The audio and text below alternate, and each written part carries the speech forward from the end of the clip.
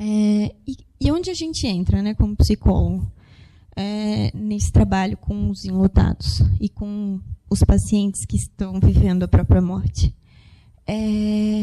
A gente entra na questão da comunicação em situações de crise. Eu estava conversando com a senhora e a gente estava falando, quando morre alguém, todo mundo vira as costas, fica o morto e o familiar. Daí não tem mais equipe nenhuma. Ele apareceu lá sozinho, ele vai embora sozinho também, porque ninguém estava atendendo.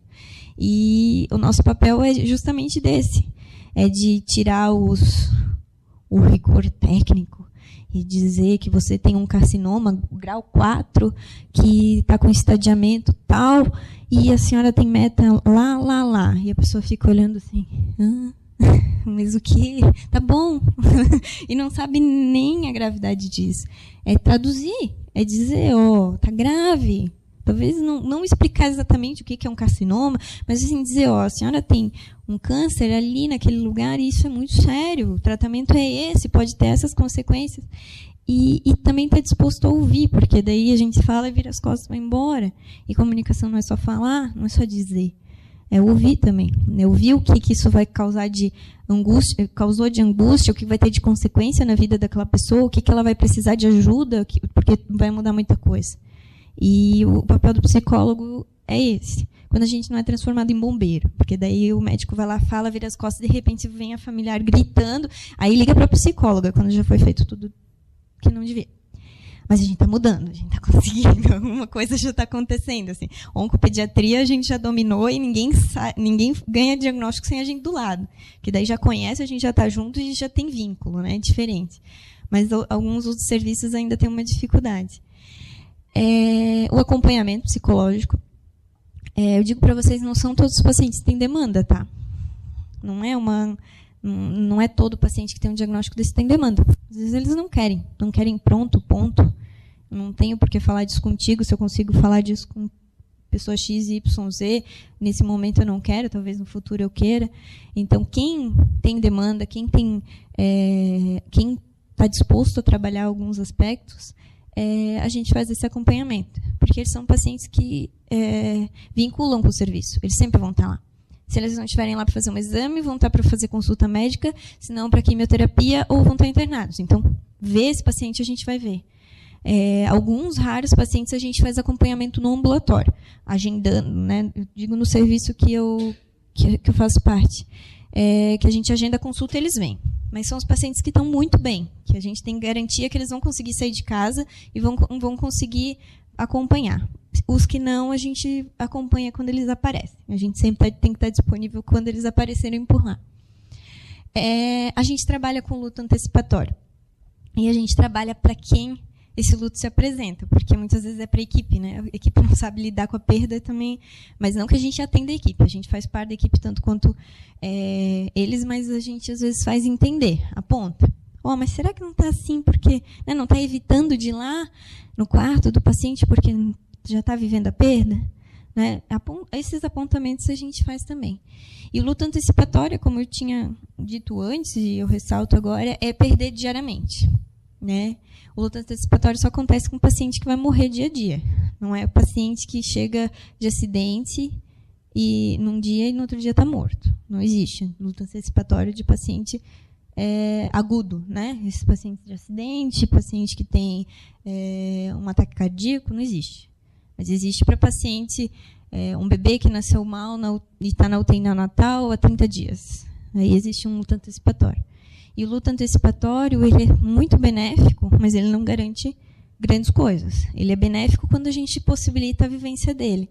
Quando a gente autoriza a mãe a chorar, o pai a chorar, quando a gente escuta o medo que eles têm de perder, mas a gente não olha e diz assim, não, vai ficar tudo bem, fica tranquilo. Porque daí, se não fica, aí o trabalho e a credibilidade da equipe foi embora. Porque não, se você me prometeu que vai ficar tudo bem, eu me prendi naquele vai ficar tudo bem. Você pode ter me dito depois que estava muito grave, que tinha tido 2 paradas cardiorrespiratórias. Mas você me disse algo que eu me prendi e vai ser aquilo. E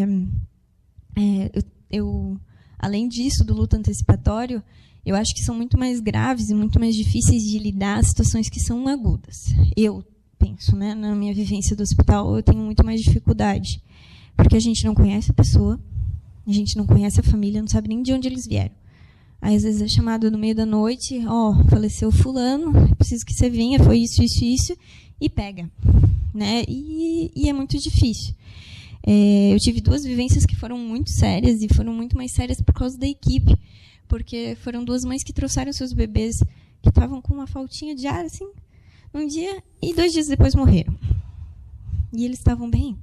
E foi porque a situação agravou, enfim, não teve erro de ninguém, a situação agravou de uma maneira muito drástica, muito rápida. E essas mães psicotizaram na ideia de que o bebê estava vivo. Como é que eu trouxe um bebê vivo e ele não vai embora comigo?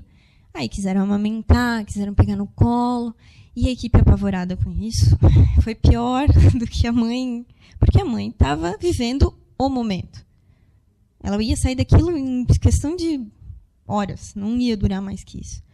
Mas a equipe não sabia como lidar. Não, eu não vou dar no colo, vai que ela amamenta. Amamentar, vai fazer o que com o bebê morto? Que mal vai fazer? Né? Vai doer para quem? Né? A questão é sempre essa. E de como, quando a gente alimenta isso traz problema. Num dos casos, a avó da criança, ela dizia assim, que a mãe dizia, não, mas está bem, olha ali, ela está respirando, estou vendo. E a avó dizia, está respirando. E a mãe não saía mais daquilo, né? Porque daí alguém dizia, tá, mesmo que o resto das pessoas em volta dissessem que não tinha morrido, que não respira mais, que não come mais, que não faz mais xixi, não faz mais cocô, porque daí tu tem que buscar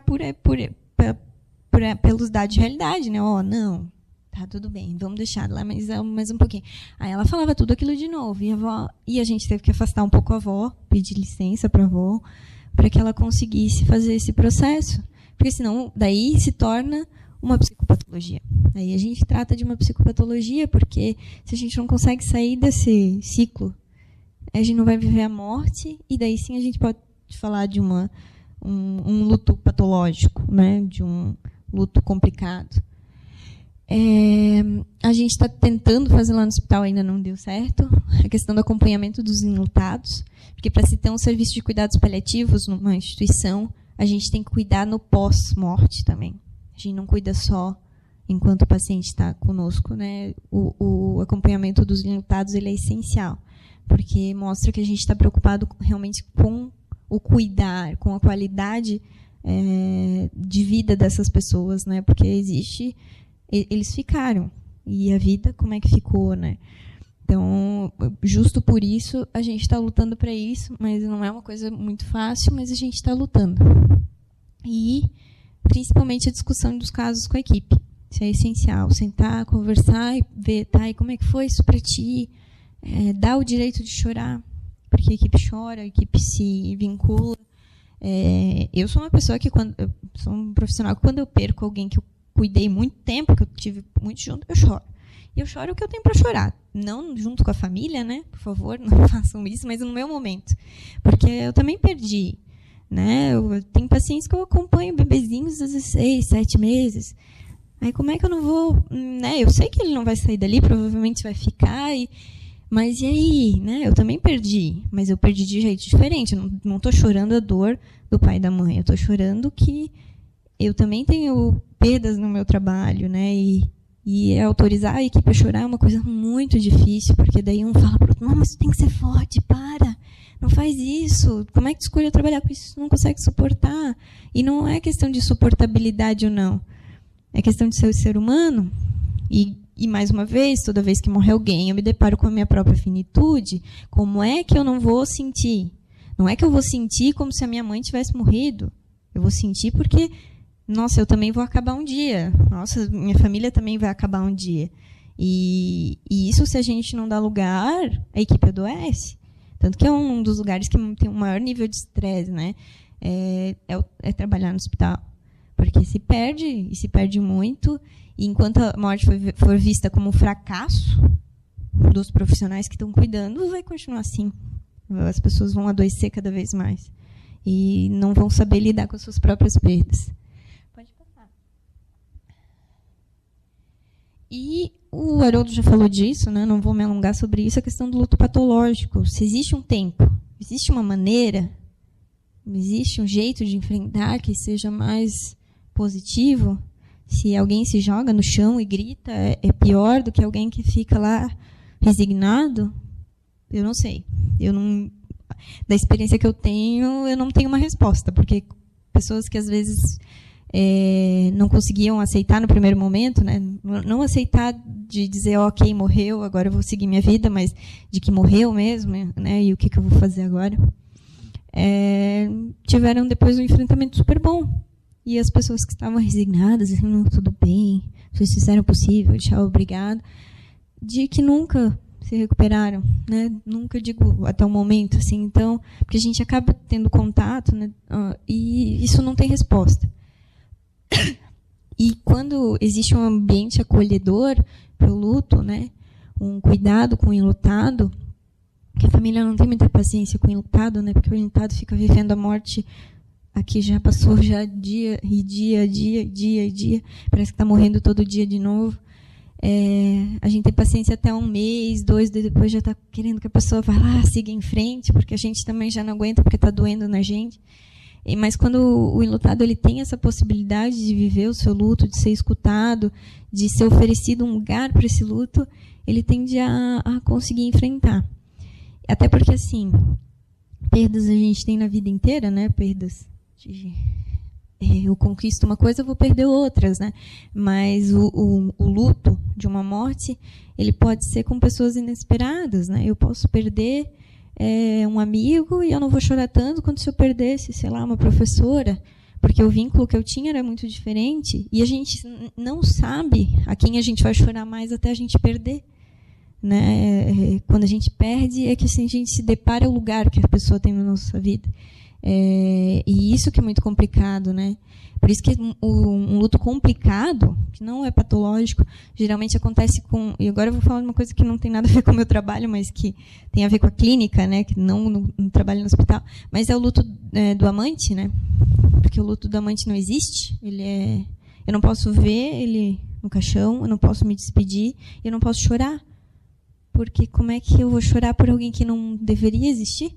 Né? Porque... ninguém sai por aí contando para todo mundo que tem um amante, né? Então eu não posso chorar para ninguém porque o meu amante morreu. Então não, mas eu estou falando sério, isso é real. Dados da clínica. E é verdade.